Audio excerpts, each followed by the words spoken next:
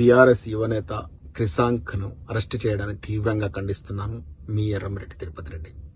ఏం జరుగుతుంది తెలంగాణలో? ప్రశ్నించడమే నేరమా? చెప్పినావు కదా రేవంత్ రెడ్డి, నేను ప్రశ్నించే గొంతుక, నన్ను గెలిపించడని మల్కాజ్గిరికి వచ్చినావు. ఇవాళ పెద్ద కుచ్చిటోపి పెట్టినావు, మల్కాజ్గిరి గెలిచినావు. తర్వాత ఎన్ని రాజకీయాలు చేయాలో అని చేసినావు. అసలైన కాంగ్రెస్ నాయకులు అందరినీ బయటకు పంపినావు, నోర్లు మోపించినావు, గద్దెనెక్కినావు, కూసున్నావు. నువ్వు ఇవాళ ఎవరి కన్సర్నల్లా పనిచేస్తానో, ఎలాంటి దగులుబాజీ రాజకీయం ఇప్పుడు తెలంగాణ నడుస్తాను అందరికీ తెలుసు. అటువై మోడీతో మాట్లాడుకున్నావు, ఇటువై చంద్రబాబు నాయుడు గారితో కుమ్ముక్కైనావు చేసి మొత్తం రేపు పార్లమెంట్ ఎలక్షన్ తర్వాత కాంగ్రెస్ పార్టీని పుట్టిమించే కార్యక్రమంలో తలమునికలైనావు. అందుకే చూడు, నువ్వు మాట్లాడినన్ని బూతులు, నువ్వు మాట్లాడిన ప్రవచనాలు ఇవన్నీ కూడా ఎలక్షన్ కమిషన్ కనపడలేదు. ఎన్ని మాట్లాడినావా? మానవ బాంబులని పేలుస్తాను, ఒక ముఖ్యమంత్రి స్థాయిలో ఉండి మానవ బాంబునే పేలుతా అన్నావు, పేగులు మెడలేసుకొని తిరుగుతా అన్నావు, 100 ఫీట్ల లోతులో తొక్కి పడదొప్పుతా అని చెప్పావు. మోడీని కానీ కేసీఆర్ని కానీ నువ్వు తిట్టనని తిట్లు ఎవరున్నాయి? ఇదంతా కుమ్ముక్కు రాజకీయం కదా. మోడీ అండ్ బీజేపీ నాయకులు నీ మీద ఈగ వాళ్ళనియట్లేరు. మొత్తం కేసీఆర్ మీద ఎన్ని మాటలు మాట్లాడాలో మాట్లాడినావు, ఎంత దగులుబాజీ ప్రచారం చేయాలని చేయించినావు. తీన్మార్ లాంటి ఒక హౌలాగాన్ని మీడియా ముసుగులో వానికి ఒకటి వేసేసి క్యూ న్యూస్ అని చెప్పి ఆడియాల ప్రభుత్వాన్ని ప్రశ్నించాడు. అన్ని మొత్తం ప్రొవోక్ చేసి మొత్తం కేసీఆర్ గారి మీద మొత్తం సోషల్ మీడియాలో ఒక దాడిని సృష్టించి అన్ని ఫేక్ ముచ్చట్లే చేసేసి ఇవాళ ఒక రైతు సంక్షేమ రాజ్యం, ఒక సుభిక్షంగా ఉన్నటువంటి ఒక తెరాస ప్రభుత్వాన్ని, భారత ప్రభుత్వాన్ని కూల్చివేయడం లోపల నువ్వు చేసినటువంటి అసత్య ప్రచారం అంతా ఇంత వచ్చినావు, అయిపోయింది. అసత్య ప్రచారం చేసినావు, గద్దెనెక్కినావు, ఇలా ముఖ్యమంత్రి అయినావు. ఇంకా ఏందే ఈ దగులుబాజీ రాజకీయం?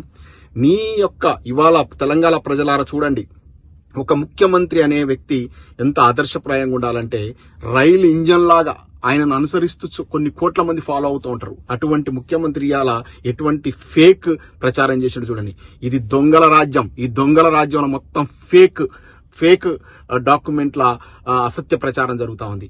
ఆయన ముఖ్యమంత్రి గారి రేవంత్ రెడ్డి గారి అఫీషియల్ ట్విట్టర్ ఖాతా మీరు చూడండి, అందులో పోయి ఎటువంటి ఫేక్ డాక్యుమెంట్లు షేర్ అయినాయో. దీనికి రెస్పాన్సిబిలిటీ ఎవరు? ముఖ్యమంత్రి గారు మీరు తీసుకుంటారా? మీ యొక్క పిఆర్ఓ తీసుకుంటారా? ఎవరు తీసుకుంటారు? ఏందా ఆ ఫేక్ డాక్యుమెంట్ అంటే? అది ఖచ్చితంగా ప్రజలారా గమనించండి.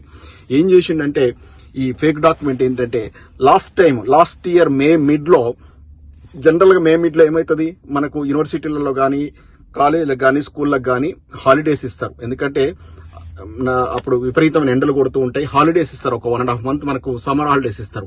ఆ హాలిడేస్ కి సంబంధించినటువంటిది ఒక డాక్యుమెంట్ వీసీ ఛాంబర్ నుంచి రిలీజ్ అయింది ఉస్మానియా యూనివర్సిటీలో లాస్ట్ ఇయర్ మే మిడ్ లో. ఏమని రిలీజ్ అయింది? ఈ రోజు నుంచి, అంటే మే 12th నుంచి అనుకుంటా, ఈ రోజు నుంచి మీకు సెలవులు ప్రకటించడం అనేది 1.5 month 2 months. మామూలుగా మనకు వేసవికాల సెలవులు కామనే కదా. ఆ డాక్యుమెంట్ లో ఏం ఇన్సర్ట్ చేశారంటే, తీవ్రమైనటువంటి నీటి ఎద్దడి, కరెంటు సమస్య ఉన్నందువల్ల మీకు హాస్టల్ ఉస్మానియా హాస్టల్ నిరవధికంగా మూసివేయడం జరిగింది అని చెప్పేసి ఒక సెంటెన్స్ యాడ్ చేశారు.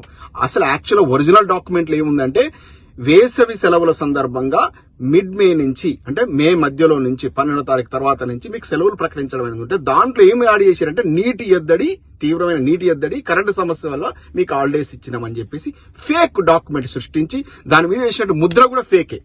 అంటే డూప్లికేట్ ముద్ర, చీఫ్ వార్డెన్ది ఒక ముద్ర ఉంటుంది, ఆ ముద్ర కూడా చేపించేసి ఆ డాక్యుమెంట్ ఎల్ల నుంచి రిలీజ్ అయిందంటే ముఖ్యమంత్రి గారి ఒరిజినల్ ట్విట్టర్ ఖాతా నుంచి రిలీజ్ అయింది. ఇప్పుడు లోపలేయాల్సింది ఎవరిని అంటే, నేను నా నోటితో నా మాట అనలేను ముఖ్యమంత్రి లోపలేయమని. ఎవరిని వేయాలి? ఫేక్ డాక్యుమెంట్ ఎవరి అకౌంట్ నుంచి వచ్చింది? రేవంత్ రెడ్డి గారి ట్విట్టర్ ఖాతా నుంచి వచ్చింది. అంటే అటువంటి ఫేక్ డాక్యుమెంట్ సృష్టించినటువంటి సృష్టికర్త ఎవరో మీకు మీకే వదిలేస్తున్నా.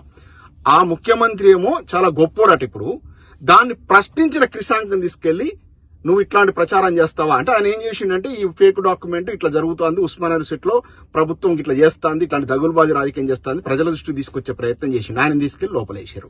అంటే మేము వేసినటువంటి ఫేక్ డాక్యుమెంట్ నువ్వు ప్రజలకు తెలియజేస్తావా అంటే, మా మీద ఇట్లా ప్రచారం చేస్తావా అని చెప్పి క్రిషాంక్ తీసుకెళ్ళి, అంటే దొంగతనం చేసినోంది ఇది దొంగతనం అని చెప్పేసి ప్రూఫ్లతో సహా వాట్సాప్ గ్రూపుల లోపల ఉస్మానియాలో స్టూడెంట్స్ ను జాగృతం చేయడంలో క్రియాశీల పాత్ర పోషించినటువంటి ఒక మంచి యువనేత క్రిషాంక్ ను తీసుకుపోయి జైలు వేసారు.